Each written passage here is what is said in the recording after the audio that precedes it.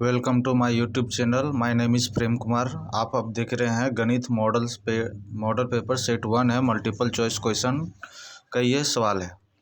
तो आप देखेंगे इसमें कि फर्स्ट नंबर जो क्वेश्चन दिए ये सारे तो टिक लगाए गए बट इसके आंसर भी सॉल्व करके दिखाए गए हैं। आप हमारे इस चैनल में नए हैं तो प्लीज़ आप हमारे इस चैनल को सब्सक्राइब करिएगा ताकि आप हमारे साथ जुड़ जाएंगे और इस तरह के और भी वीडियो हमारे इस चैनल में अपलोड किए जाते हैं सारे सब्जेक्ट के, वो आप देख सकते हैं। क्लास 11 और 12 के भी वीडियो अपलोड किए जाते हैं, तो इस प्रकार से आप लंबे समय तक देख सकते हैं। देखिए फर्स्ट क्वेश्चन में दिया हुआ है 140 को अभाज्य गुणनखंड के गुणनफल के रूप में लिखा जा सकता है। सी नंबर यहाँ आंसर दिया हुआ है बट ये कैसे आया वो करके दिखाया गया है, जो मैं आपको दिखा रहा हूँ। फर्स्ट नंबर दिया गया 2 से एलसीएम लिया 140 का तो 70 आया। इस तरह से 2 2 5 7 आया तो ये 2 इंटू 2 इंटू 5 इंटू 7 जो कि आंसर है। ठीक है, सेकंड नंबर जो क्वेश्चन है उसको देखेंगे अब। सेकंड नंबर जो दिया एक धनात्मक संख्या 6 प्लस 5 के रूप का होता है, तो यह एक संख्या निम्न में से क्या है? तो यह एक विषम संख्या हो जाएगा। इधर से 3 नंबर में दिया 5 + 2√3 किस प्रकार की संख्या है? तो यह हो जाएगा सी, अपरिमेय संख्या है। उस तरह से 4 में देखेंगे लिया है 2 घनात्मक पूर्णांक ए तथा बी दिए रहने पर यदि अद्वितीय पूर्ण संख्या क्यू तथा आर विद्यमान है, तो इसका आंसर जो हो जाएगा ये फार्मूला होता है बी = ए = BQ + आर। मतलब भाज्य इक्वल टू भाज्य बराबर भाजक इंटू भागफल प्लस शेषफल ये लगाया गया है। 5 नंबर जो दिया गया है कि यदि किसी बहुपद में शून्यकों का योग तथा गुणनफल 3 और -2 है तो इसका द्विघात बहुपद क्या होगा? तो इसको बना करके दिखाया गया है, जो मैं आपको दिखा रहा हूँ। ये 5 नंबर है, जैसे लिखा हुआ अल्फा प्लस बीटा = 3, जिसको शून्यकों का योग कहते हैं, और अल्फा इंटू बीटा मतलब शून्यकों का गुणनफल जो -2 होता है। और ये फार्मूला है x² - alpha plus beta x plus alpha into beta बराबर 0। तो अल्फा प्लस बीटा की जगह 3 रखा गया, अल्फा इंटू बीटा को रखा गया -2। तो आप देख सकते हैं इस तरह से कि x² - 3x और प्लस माइनस -2 होता है। तो इस तरह से ये आपका सॉल्व हो गया है। ठीक है, अब 5 के बाद 6 नंबर देखेंगे, फिर 7 नंबर। 6 नंबर में दिया गया है किसी बहुपद px के लिए ग्राफ आकृति दिया गया है, इसमें शून्यकों का योग निकालना है। तो शून्यकों की संख्या निकालने के लिए हम देखेंगे, जैसे ये x वाला लाइन दिया है कहाँ टच किया, जैसे यहाँ एक जगह टच किया है, फिर यहाँ किया 2 और यहाँ किया है 3। जितनी बार यह टच हुआ रहेगा उतने नंबर हम लोग को लिखना है, टच या फिर क्रॉस करके नहीं जाना चाहिए। तो यह हो जाएगा यहाँ डी का 3 नंबर हो जाएगा, 6 का डी नंबर हो जाएगा, क्योंकि यहाँ 1 2 3, अगर 4 रहता तो 4 देते, 1 रहता तो 1 देते। अब 6 नंबर क्वेश्चन देखेंगे। यह है 6 तो बता दिया है। 7 नंबर क्वेश्चन दिया 4u² + 8u बराबर 0। तो दोनों में से 4u को कॉमन लिया तो u + 2 हो गया = 0। इधर लिखेंगे u + 2 बराबर 0, या u = +2 साइड चेंज होगा तो -2।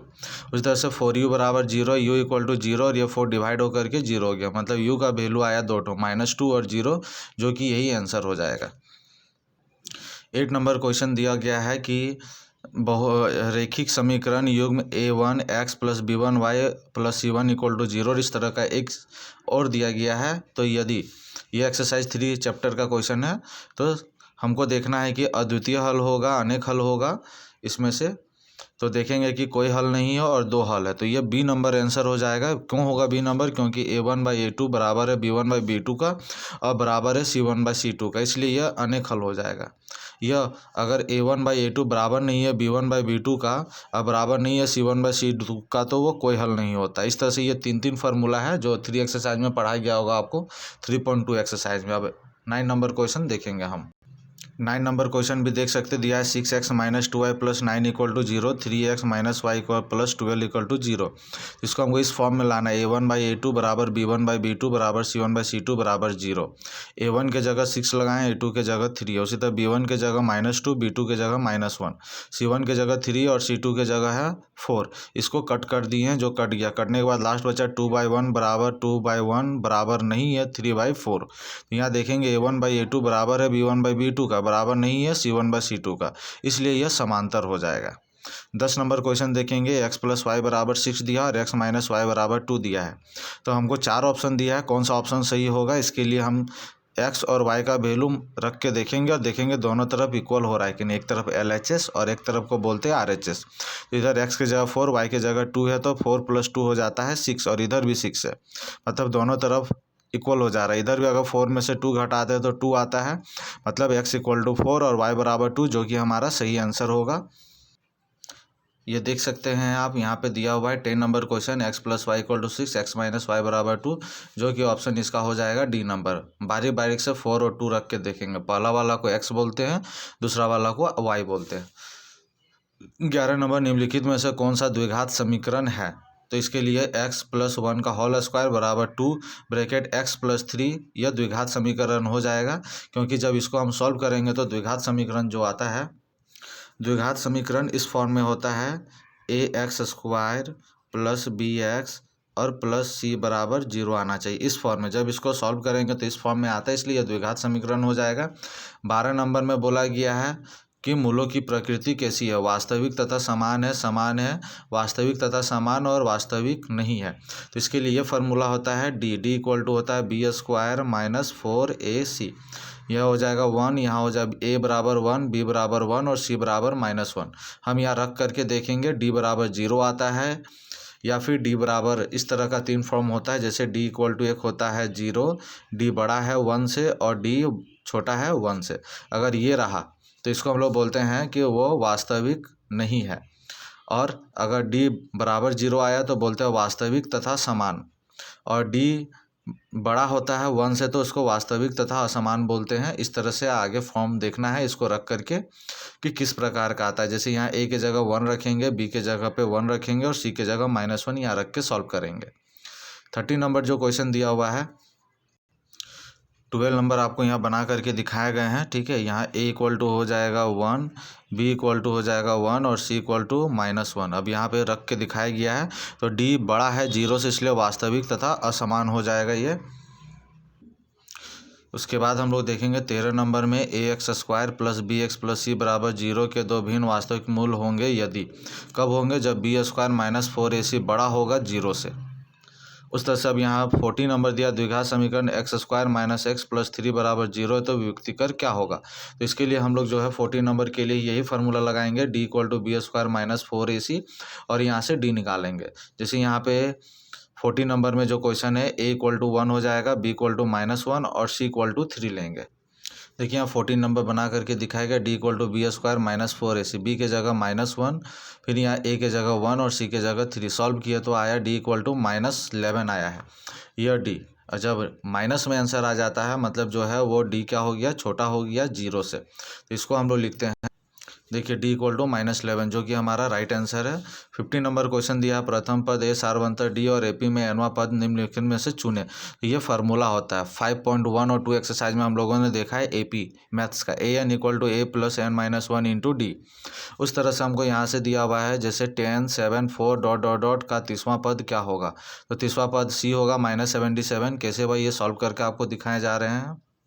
ये आप देख सकते हैं a = 10 हो गया प्रथम पद, और जब दोनों को माइनस करते a2 - a1, d = तो 7 में से 10 हुआ तो -3 बचा और n = 30 हो गया, ये लास्ट टर्म है।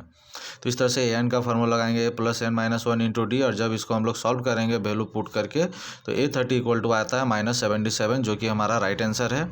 इसके बाद हम लोग देखेंगे फिर से एक 70 नंबर में दिया AP से क्वेश्चन 3, 8, 13 और 18। तो जो ये फर्स्ट पद है उसको 3 बोलते हैं, प्रथम पद, दोनों को माइनस करते हैं a2 - a1, तो ये हो जाता है 8 में से 3 माइनस होगा तो 5, और लास्ट में an = 78 दिया है। तो इसको फार्मूला लगा के सॉल्व करेंगे। an के नीचे 78, a के जगह 3 और यहाँ d के जगह 5। फिर ये प्लस था, साइड चेंज हो जाएगा तो माइनस हो जाएगा। 78 में 3 माइनस हुआ तो 75/5, और ये 5 आकर के नीचे डिवाइड होगा। डिवाइड होने से यहाँ 15 बच गया, इधर हो गया n -1। -1 है, जब उठ के इधर आ जाएगा, साइड चेंज होगा तो ये +1 हो जाएगा, 15 और 1 हो जाएगा 16, तो ये 16वां पद होगा। 17 के बाद 18 नंबर क्वेश्चन देखेंगे। 18 नंबर क्वेश्चन जो है वो हमारा दिया, समरूप त्रिभुज की संगत भुजाएं क्या होती है? तो वो समानुपाती होती है। संगत त्रिभुज की संगत भुजाएं समानुपाती होती है। 19 नंबर बोला है, दो समरूप त्रिभुजों की भुजाएं 4:9 के अनुपात में इस त्रिभुज का क्षेत्रफल ज्ञात करिए अनुपात में। तो ये हम लोग पढ़ रहे हैं, ज्योमेट्री का है, 6 एक्सरसाइज का क्वेश्चन है। तो यह 19 नंबर क्वेश्चन इस तरह से बनता है, क्षेत्रफल का अनुपात, मतलब जो यहाँ दिया 4 और 9 है, तो इसको हम लोग इस तरह से लिख सकते हैं, या फिर जैसे 4/9 लिखते हैं, यहाँ पे स्क्वायर करते हैं। 4 का स्क्वायर करने से 16 और 9 का स्क्वायर करने से 81 आया, जो कि हमारा राइट आंसर है। 20 नंबर में देखेंगे, एक ये समकोण त्रिभुज है, ठीक है, इसको बोलते हैं, जैसे P हो गया, यह हो गया B और इधर को बोलते हैं H।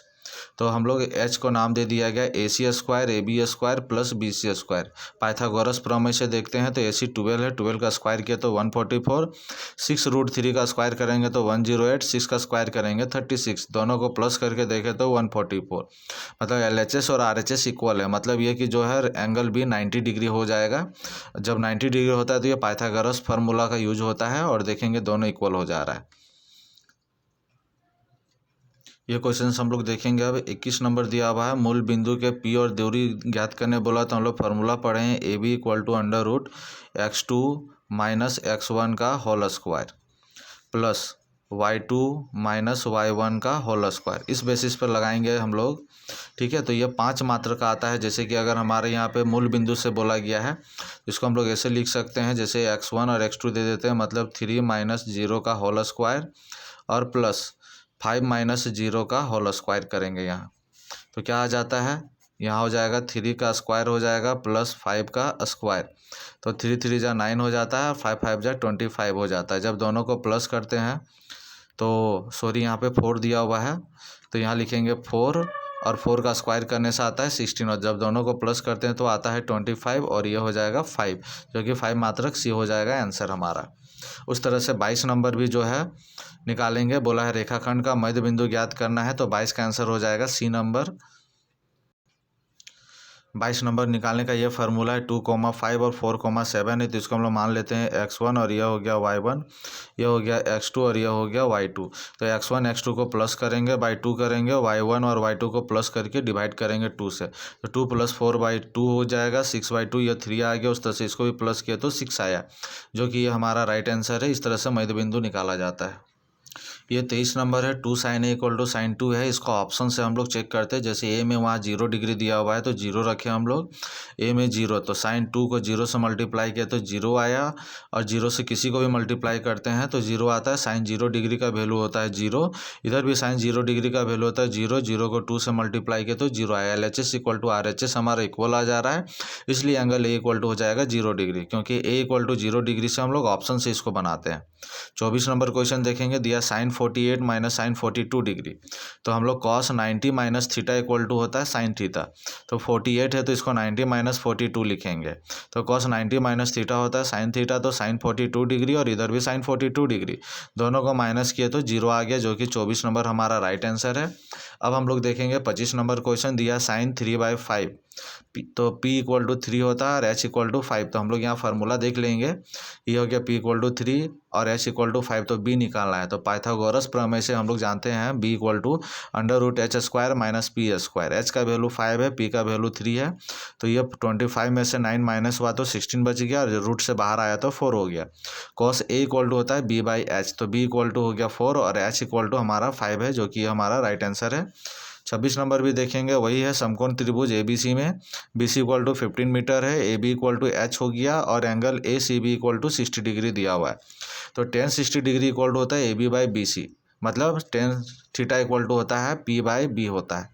यह एक्सरसाइज 9.1 का क्वेश्चन है, आप वहाँ भी जाके देख सकते हैं। tan 60 डिग्री का वैल्यू होता है √3, AB नहीं है, निकालना है। BC दिया हुआ है 15, क्रॉस मल्टीप्लाई करेंगे 15 को √3 से, तो 15 √3 आएगा, और इधर हो जाएगा AB, और यहाँ लास्ट में हम मीटर लिख देंगे, जो कि हमारा राइट आंसर है। अब देखेंगे 27 नंबर क्वेश्चन। 27 जो दिया हुआ है PQ = 3 है, PR = 6, और कौन QPR हमको फाइंड करना है कि यह क्या होगा। तो हम लोग sin R = P/H लेंगे, और P = हो जाएगा यहाँ 3 और 6 हो जाएगा 1/2 आया। तो 1/2 साइन कितना का वैल्यू होता है, तो sin 30 डिग्री का वैल्यू होता है 1/2। तो इस तरह से अगर हम लोग देखेंगे तो 1/2 sin 30 का आता है, sin 30 डिग्री का। तो हम लोग जानते हैं कि जैसे ये हमारा राइट एंगल होता है जो कि 90 डिग्री होता है, और हमारा यहाँ पे आ गया है sin 30 डिग्री, मतलब Q = आ गया हमारा यहाँ पे sin 30 डिग्री है, Q = 90 डिग्री, और R = हमारा हो जाएगा 30 डिग्री, तो P = हमारा हो जाएगा 60 डिग्री, और हमको यहाँ जो बीच में दिया रहता है वो P निकालना रहता है, तो एंगल QPR हो जाएगा 60 डिग्री, जो कि हमारा राइट आंसर है। 28 नंबर जो है, एक वृत्त की कितनी स्पर्श रेखाएं हो सकती है? तो एक वृत्त की अनंत स्पर्श रेखाएं हो सकती है। जैसे यह वृत्त होता है और वृत्त को जितना छूते हुए जा सकते हैं, जितनी रेखाएं जा सकती है, तो एक से ज़्यादा हो सकते हैं, कई सारे हो सकते हैं, इसलिए यह अनंत हो जाएगा। 29 नंबर जो क्वेश्चंस दिए गए हैं उसके आंसर आपको दिखाए जा रहे हैं। ये रहा 29 का आंसर। लिखेंगे पी क्यू इक्वल टू, ये उसका फिगर भी है, आप देख सकते हैं। ठीक है, ये 12 और 5 दिया हुआ है, यहाँ पे हमेशा ये 90 डिग्री बनाता है। तो ये पाइथागोरस थ्योरम से भी देख सकते हैं। एक्सरसाइज 10.1 का क्वेश्चन है ये। P Q equal to under root O Q square minus O P square. तो यहाँ 12 का स्क्वायर माइनस 5 का स्क्वायर, दोनों को सॉल्व किया तो अंडर रूट 119 सेंटीमीटर आया, जो कि हमारा राइट आंसर है। 29 के बाद 30 देखें। यह 30 नंबर क्वेश्चन दिया, यदि टी क्यू केंद्र ओ वाले वृत्त को दो स्पर्श रेखाएं इस प्रकार काटती है कि यहाँ दिया हुआ है, ये क्वेश्चन से देख सकते हैं। तो इसका आंसर जो हो जाएगा वो 70 डिग्री के इक्वल हो जाएगा। ठीक है, उसके बाद 31 क्वेश्चन नंबर जो दिया हुआ है, थीटा इक्वल टू 60 डिग्री है, आर इक्वल टू 14 सेंटीमीटर है, त्रिज्यखंड का क्षेत्रफल निकालेंगे। तो त्रिज्यखंड का क्षेत्रफल जानते हैं आप लोग क्या होता है? त्रिज्यखंड का क्षेत्रफल होता है theta by 360 into pi R square. तो 60/360, पाई का वैल्यू 22/7, 14 इंटू 14। जब इसको सॉल्व किए तो 308/3 आया, जो सेंटीमीटर स्क्वायर है। 32 देखेंगे, त्रिज्यखंड का क्षेत्रफल दिया हुआ है Q/360, वैसे ही फार्मूला लगाना है और फार्मूला लगा के देखना है। तो यह थीटा के जगह पी हो जाएगा, जो कि ऑप्शन जो दिया हुआ है ये है पाई आर स्क्वायर P/360 डिग्री, जो कि 32 का आंसर है। 33 जो दिया हुआ है, इसमें R1 इक्वल टू 12 सेंटीमीटर है, 12.1 एक्सरसाइज का क्वेश्चन है। R2 इक्वल टू 9 सेंटीमीटर है। वृत्त की परिधि होती है 2πr। और इस तरह से दो और दिया हुआ है, तो 2πr1 2πr2, दोनों में से 2π को कॉमन लेंगे, दोनों साइड कट जाएगा। R इक्वल टू 19 + 9 बचा, सॉल्व करेंगे तो 28 सेंटीमीटर आएगा। 35 नंबर क्वेश्चन देखेंगे। H इक्वल टू 12 सेंटीमीटर है और D इक्वल टू दिया है 10 सेंटीमीटर। R इक्वल टू होता है D/2। जब इसको सॉल्व करेंगे तो ये आ जाएगा 5 सेंटीमीटर। तो R इक्वल टू हो गया 5 सेंटीमीटर। तो तिर्यक ऊंचाई जो L है, L इक्वल टू होता है H square plus R square. जब इसको सॉल्व किए तो आया 13 सेंटीमीटर। और ये जो 40 नंबर क्वेश्चन है, PE इक्वल टू 0.05 जो दिया हुआ है, PE ये प्रायिकता का फार्मूला है। ये फार्मूला है PE + PE0 इक्वल टू होता है 1। मतलब घटना घटने की प्रायिकता और घटना नहीं घटने की प्रायिकता बराबर होता है 1। तो PE0 है और ये प्लस उठ के इधर जाएगा तो ये हो जाएगा माइनस हो जाएगा। 1 में से माइनस के 0.05। आप लोग यहाँ देख सकते हैं किस तरह से ये माइनस हुआ है। तो माइनस होने से 0.95 हुआ, जो कि हमारा राइट आंसर है। बाकी उनमें से जो कुछ क्वेश्चन छूटा हुआ था, जैसे कि ये 37 नंबर देख सकते हैं, जिसका बी नंबर आंसर हो जाएगा। 38 जो है उसका हो जाएगा डी नंबर आंसर। 39 जो है वो हो जाएगा बी नंबर आंसर। इस तरह से आप सारे देख सकते हैं किस तरह से टिक लगाए गए हैं। जो छूट गया आप उसे लिख सकते हैं। उम्मीद करते हैं कि यह वीडियो आपको पसंद आया हो। ठीक है, आप ये मिला लीजिए, एकदम 100% सारे सही क्वेश्चंस के आंसर है हमारे पास। बहुत सारे वीडियो डाले गए हैं यूट्यूब में, लेकिन उसमें से बहुत सारे क्वेश्चन गलत भी हैं। तो आप देख सकते हैं, इसे मिला सकते हैं। आपको 110% आपको ये सही क्वेश्चंस दिए गए हैं। आप हमारी इस वीडियो को ज़रूर सब्सक्राइब करिएगा। इस तरह के सारे वीडियो एक एक करके अपलोड किए जा रहे हैं हमारे इस चैनल में। आप ज़रूर इसे देखिए और दोस्तों के साथ शेयर भी करिएगा।